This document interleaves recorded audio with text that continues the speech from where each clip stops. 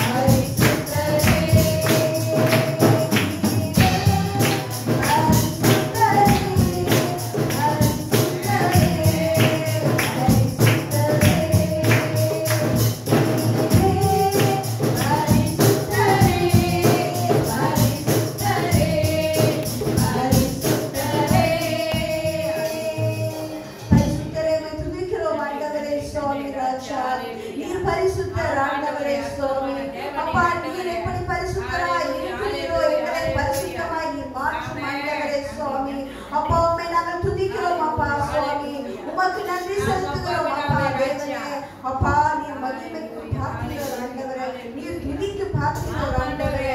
ஹalleluya கர்த்தாவே, மாட்சிமை நிறைந்த தேவனே ராஜா ஆண்டவரே, துதிக்கிறோம் கர்த்தாவே, நன்றி செலுத்துகிறோம் ஆவியானவரே. ஹalleluya ஸ்தோத்திரம் ஸ்தோத்திரம் ஸ்தோத்திரம் கர்த்தாவே, நன்றி ராஜா. ஹalleluya. எல்லா மகிமைக்கும் கரத்திற்கும் உரியவரே, ஆட்சிமை நிறைந்தவரே, எல்லா மகிமைக்கும் கரத்திற்கும் உரியவரே, ஆட்சிமை நிறைந்தவரே, சர்வ சிருஷ்டிக்கும் எஜமானரே,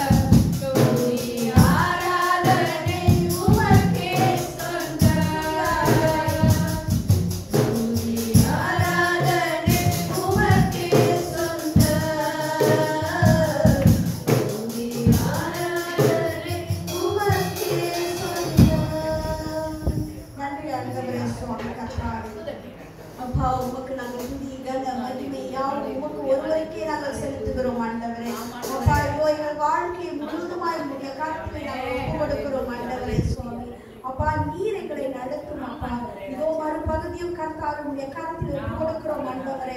அப்பா உடைய கர்த்தாவே தேவ செய்தியை கொண்டு வருகிற தாசனை மறைத்து நீர் எங்களோடு கூட பேசும்படியாய் ஜெபிக்கிறோம் ஆண்டவரே.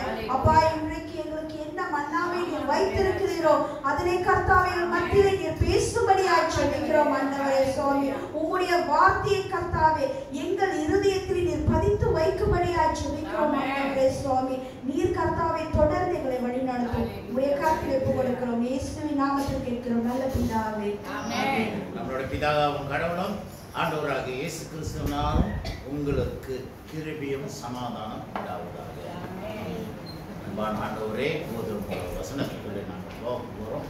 அடியனை மறைத்து நீ பேச முடியாது கேட்கிற தேவனை வார்த்தையாக போதிக்க ஆண்டவரை நீர் பேசும் தேவனை அதை கேட்க எங்களுக்கு செவிகள் தரும், எங்கள் இதயத்தை தரும். இயேசுவின் நாமத்தில் ஜெபிக்கிறதுனால பிதாவே, அல்லேலூயா. ஆண்டவர் நல்லவராக இருக்கிறார். போன வாரம் நம்ம மத்தியிலே சிஸ்டர் கிறிஸ்டினாவும் குடும்பமாக வந்திருக்கிறாங்க, மீண்டும் வந்திருக்கிறாங்க. கரங்களை தட்டி நன்றி சொல்லுவோம். ஒரு வாரமாக காணா போன நம்மளோட சிஸ்டர் செல்வி வந்திருக்கிறாங்க, ஏரன் வந்திருக்கிறாரு, லவராஜாவும் வந்திருக்கிறாரு. கரங்களை தட்டி வரவேற்போம். காணா போன ஆட்டுக்குட்டிங்களா? இந்த ஆட்டுக்குட்டி காணா போவாது, தேடி வருவோம் நாங்கள். அல்லேலூயா. நம்மளுக்கு சில காரியங்கள் இருந்தது, அதெல்லாம் நல்லபடியாக முடிந்ததாக நம்ம விசுவாசிப்போம். அடுத்த வாரம் நினைக்கிறேன் சுந்தர குடும்பம் வந்துடுவாங்க. ஏன்னா நாளைக்கு தான் அவங்க அம்மாவுக்கு தர்மதி செய்கிறாங்க. விலங்குல சரி, அந்த மைக் எடுமா, சம்திங் ராங். இந்த மைக் இல்லை, அது பயப்படணும். அல்லேலூயா. விளங்குதா? விளங்குதா? ஓகே, மீண்டும் ரிப்பீட் பண்ணுங்களா?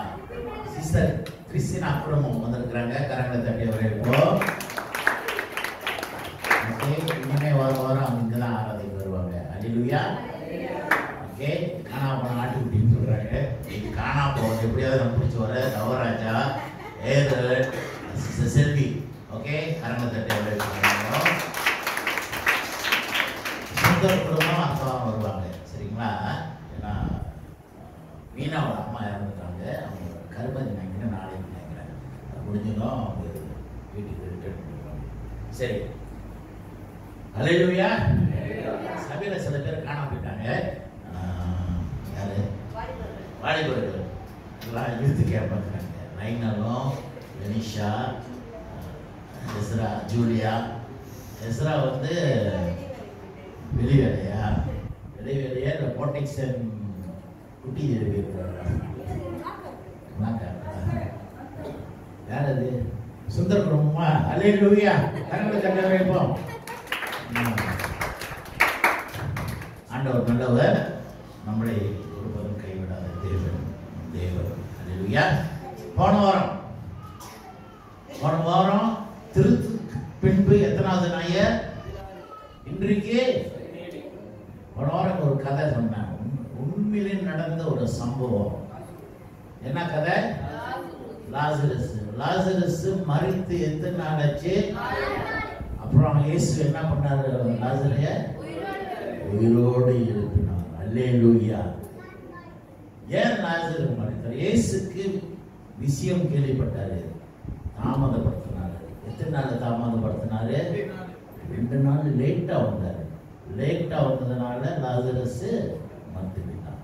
ஆனா ஆண்டவர் லேட்டா வந்தாலும் லேட்டஸ்டா வந்தாரு, உயிரோடு இருக்கிறார் நம்ம ஆண்டவர். அல்லேலூயா. அதுதான் உயிரை நீ மரித்தாலும் ஆண்டவர் உனக்கு மீண்டும் உயிர் கொடுத்து எழுப்பும் தேவன். அதுதான் போன வாரோட தலைப்பு. உன்னை அந்த அடிமைத்தனத்துல அந்த மரணம் பிசாசானவன் கொண்டு பண்றான். அப்ப அவன் நினைச்சுக்கிட்டான் மரணம் பயம் கொடுத்தாக்கா ஆண்டவர் விசுவாசிக்க மாட்டாங்க அப்படின்னு நினைத்தான். சரிங்களா? ஆனா அந்த மரண பிடியிலிருந்து, அந்த அடிமைத்தனத்திலிருந்து ஆண்டவர் இயேசு நம்மளோட விடுதலை கொடுத்தார் போன வாரம். சரிங்களா? ஆனா இந்த வாரம் நம்மளோட பிரசங்கத்தின் தலைப்பு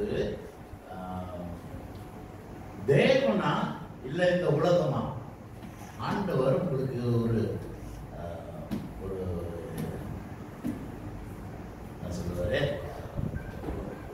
கேள்வி வைக்கிறார். உங்களுக்கு தேவனா அல்லது இந்த உலகமா? நீங்க தேவனை தேர்ந்தெடுத்தாக்கா என்ன நன்மைகள் உங்களுக்கு உண்டு? அல்லது உலகத்தையே நீங்க தேர்ந்தெடுத்துக்கொண்டால் உங்களுக்கு என்ன பலன் அதுக்கு அப்படின்ட்டு இன்றைக்கு பிரசங்கத்தின் தலைப்பில் இயேசு ஒரு உண்மை சொல்றார். அந்த உண்மை ஒரு உண்மை உண்டு. Jesus is telling a parable here. The topic of today's sermon is God or the world. So Jesus is putting forward a question to you, whether you want this world or God.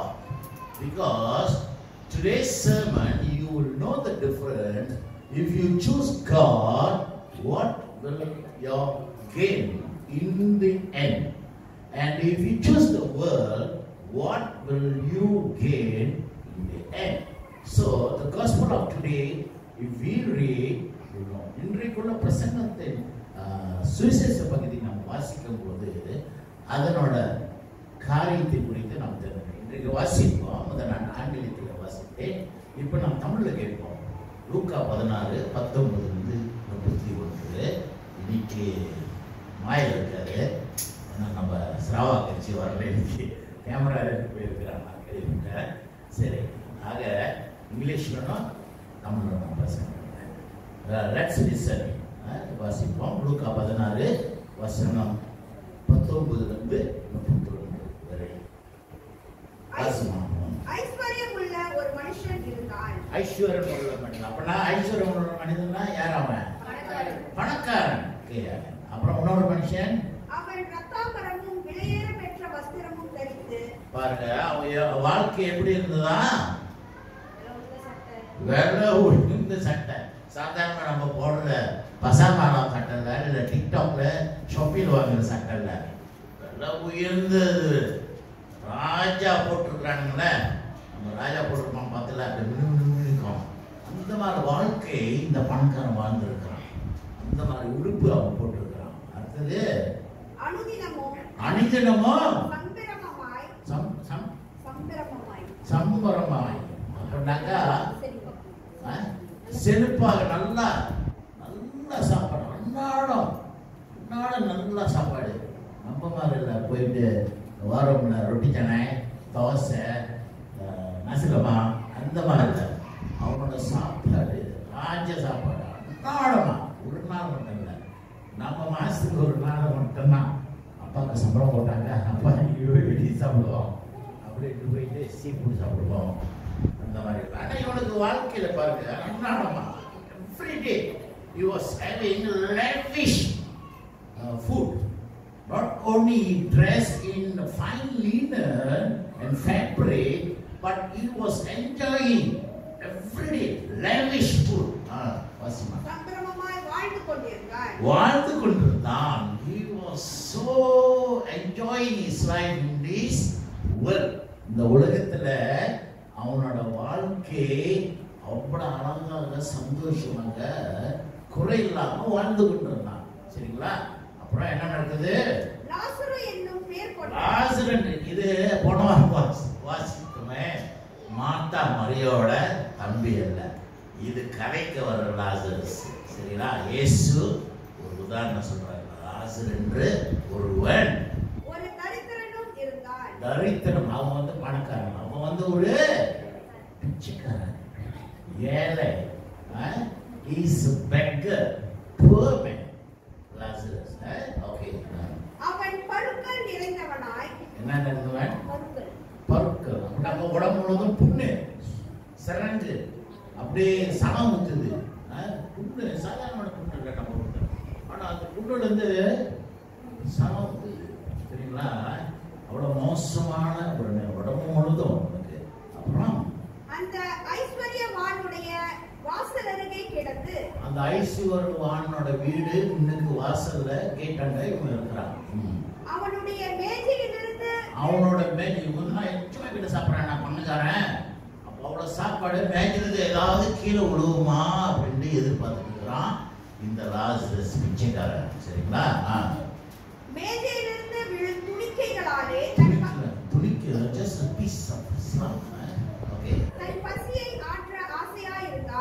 இருந்தான். நாய்கள் வந்து அவன் பருக்களை நக்கிற்று. திருநாய்கள் வந்து அவனோட புண்ணு செலவுல அந்த நாய் வந்து நக்கி. எப்படி இருக்க சூழ்நிலை பாருங்க, யோசித்து பாருங்க. பிச்சைக்காரன் உடம்பு முழுதும் புண்ணு சனம் ஊற்றிட்டு இருக்குது. அவன் அந்த பணக்கார மேஜில் இருந்து ஏதாவது ஒரு குப்பையாவது விழுவுமா, ஒரு துட்டாவது விழுவுமா, அதாவது எனக்கு சாப்பாடு கிடைக்குமான்ட்டு இந்த பிச்சைக்காரனை எதிர்பார்த்துருக்கிறான். பிச்சைக்காரனோட பேர் என்ன? லாசரஸ். அப்பா அவர் எதிர்பார்த்துட்டு இருக்கிறான். சரிங்களா? அவரை நான் கேட்பேன் இந்த கேள்விகளுடைய எவ்வளோ மாட்டேன். சரிங்களா? அப்ப அவன் புண்ணு வந்து என்ன வந்து நக்கிட்டு இருக்குது? நாய்கள் திருநாய்கள் வந்து அந்த முதலாளியோட அந்த பணக்காரனோட நாய் இல்லை, இது தெருவில் போற நாய். சரிங்களா? அப்புறம் என்ன நடக்குதுமா? பின்பு அந்த தரித்திரன் மரித்து. அப்ப தரித்திரனா அந்த பிச்சைக்காரன் லாசரஸும் மரித்துட்டாங்க. அப்புறம் இரண்டாவது தேவதூதரால் ஆபிரகாமுடைய மடியிலே கொண்டு போய் விடப்பட்டான். பாருங்க, அவன் மரித்தான் பிச்சைக்காரன். சரிங்களா? ஒண்ணு இல்லாதவன். அவன் மரித்தாலும் தேவதூதர்கள் இறங்கி அந்த தேவதூதர்கள் அந்த பிச்சைக்காரன் லாசரஸிய எங்க கொண்டு போனாங்க? ஆபிரகாம் மடியில போய் கொண்டு வைக்கிறாங்க.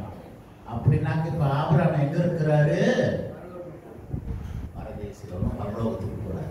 எப்ப பரலோகத்துக்கு போவாங்க? ஞாயிற்றுக்கு நாள் நினைக்கிறேன். பிறகுதான். சரிங்களா? இப்ப மரித்தவருடைய நம்ம மறிந்தாலும் சரிங்களா? அந்த சிலுவில அந்த கல்லன் கூட கேட்கும்போது ஆண்டவர் இயேசு என்ன சொல்ற? இன்றைக்கு நீ என்னோட பரதேசியில், பரலோகத்தில் இல்லை. சரிங்களா? ஸோ 2 இடம் இருக்குது. அப்புறம் ஆபிரகாம் பரதேசியில் இருக்கிறார். இப்ப லாசரஸ் மரித்தோம் எங்க போய் இருக்கிறாரு? ஆபிரகாம் மடியில பரதேசியில் இருக்கிறாரு. அப்புறம் என்ன நடக்குது? ஐஸ்வர்யவானும் மரித்து அடக்கம் பண்ணப்பட்டான். அப்ப அந்த பணக்காரன் மரித்து என்ன பண்ணப்பட்டான்? அடக்கம் பண்ணிட்டாங்க. ஆனா அந்த அடக்கம் பண்ணது ராஜ மரியாதையோட தானே செஞ்சிருப்பாங்க. அவன் உடுத்துற உடுப்பு, அவன் சாப்பிடுற சாப்பாடு, அவன் தங்கின வீடு எல்லாம் பணக்கார வீடு. அப்ப அவனை இந்த பிச்சைக்காரன் மாதிரி ரோட்டில் போட்டிருப்பாங்களா? நிச்சயம் பெரிய ஆரம்பமாக ரோடு முழுவதும் பேண்டு வாசித்து பெரிய விலை உயர்ந்த பணம் பெட்டியில போட்டு அவனை அடக்கம் பண்ணியிருப்பாங்க இல்லையா? அம்மாவா இல்லையா? அவ்வளவு மரியாதை செஞ்ச அந்த பணக்கார மனிதராக நம்ம என்ன நினைப்போம்? அவன் எங்க இருப்பான்ட்டு, அவனும் பரதேசியில் இருப்பான்ட்டு தானே. ஆனா இங்க ஆண்டவர் இயேசு சொல்றார், இந்த மனிதனுக்கு அவரோட நிலைமை என்ன? வசிமா பாதாளத்திலே அவன் வேதனை படுகிற போது எங்க இருந்தான்? பாதாளத்துல. பாதாளம்னா என்ன இடம்? நரகம். உன் உலக வாழ்க்கையில நீ சந்தோஷமாக இருந்த, ஐஸ்வர்யவானா இருந்த, அழகா விட்டு நல்லா சாப்பிட்ட, நீ மரித்தாலும் உனக்கு ஆரம்பமாக ராஜ மரியாதை கொடுத்து உன்னை அடக்கம் பண்ணாங்க. ஆனா உன்னோட கடைசி நாள் நீ எங்க இருக்கிற? பாதாளத்துல இருக்கிற. பாதாளத்துல எப்படி இருக்கும்? வேதனை. அங்க என்ன இருக்குது? நெருப்பு. The lake of fire in this world. Don't think that you are rich man. You have a ticket, express ticket straight to the kingdom of God or to the paradise. No. Look at the situation. இது உண்மையான சம்பவம் உங்க வாழ்க்கையில நடக்கும். ஆண்டவர் இயேசு கிறிஸ்து சொன்ன ஊமை இன்றைக்கு உங்க வாழ்க்கையில நீங்க நினைச்சுக்கிட்டா இருந்தால் அது தவறு. ஆண்டவர் இயேசு உங்களை எச்சரிக்கிறார். பணத்தினால எல்லாம் வாங்கிடலான்னு நீங்க நினைக்கிறாங்க. சொல்லுவாங்க, பணம் எத்தனை செய்யுமா? 10 செய்யுமா? அந்த 10 செஞ்சிச்சா அவனுக்கு இவனைய நரகத்துல போய் தள்ளி விட்டுருக்குது. அவன் பணத்தினால அவன் வாங்க முடிஞ்சா பரதேசில இடம். அவன் நரகத்துல வேதனையில கிடக்கிறான். ஆக இன்றைக்கு இந்த woman, the parable of today, is telling us something. Jesus is speaking to us something. Listen, don't think that the money in this world can bring it to you, the paradise. Or you can buy a seat, a first class, business class seat in the kingdom of God. No. This is the actual situation you will undergo. இதுதான் நீங்க கடந்து போற பாதை. ஆக இன்றைக்கு பணம் பணம் பணம் என்று தேடிட்டு போவானா, தேவனை தேடுங்க. ஆண்டவர் பாருங்க, அந்த பிச்சைக்காரன் பாருங்க, ஆண்டவர் உண்மையா இருந்தான். அவன் ஏழையாக இருந்தாலும், கைவிடப்பட்ட சூழ்நிலையில் இருந்தாலும், உடம்பு முழுதும் புண்ணு, ஆண்டவர் அவனுக்கு சுகத்தை கொடுக்கல, நாய் வந்து நக்கிக்கிட்டு இருந்துச்சு. ஆனாலும் அந்த சூழ்நிலையிலும் அவன் ஆண்டவருக்கு உண்மையாக இருந்தான். நம் வாழ்க்கையிலும் இதே போல நம்ம கடந்து போகும்போது ஆண்டவருக்கு தெரியும், ஆண்டவருக்கு தெரியும் நீ கடந்து போற பாதை. அந்த சூழ்நிலையிலும் ஆண்டவருக்கு நீ உண்மையா இருக்க. ஆண்டவர் உங்களோட பணத்தை பார்க்கல, உங்களோட இதயத்தை தான் பார்க்கிறார். நீ எவ்வளவு நீதிமான ஆண்டவருக்கு பார்க்கிறார். அந்த சூழ்நிலையிலும் ஆண்டவர் அவனை தூக்கி ஆபிரகாம் மடியில தூக்கி வைக்கிறார். எவ்வளவு ஒரு சந்தோஷமான ஒரு காரியம். ஆபிரகாம் பார்க்கறதுக்கு ஒரு சந்தோஷமா இல்லையா? தேவன் தெரிந்த கொண்ட உண்மை அழைத்தவன், ஆண்டவருக்காக விசுவாசமாக இருந்த மனிதன் ஆபிரகாம். விசுவாசத்தின் தந்தை என்று அழைக்கிறார். அவர் மடியில அவர் கூட இருக்கிறது எவ்வளவு சந்தோஷம். அல்லேலூயா. ஆக ஆண்டவருக்கு கடந்து போற பாதை எவ்வளவு மோசமாக இருந்தாலும் ஆண்டவர் விட்டு விடைகிறாருங்க. ஆண்டவருக்கு உண்மையாக இருக்கு. நம்மளோட இறுதி பயணம் கடைசியில் ஆண்டவரோட இருக்கிறது தான். அது பாருங்க, இந்த பூமியில நீங்க சந்தோஷமா இருந்தாங்க போதும்.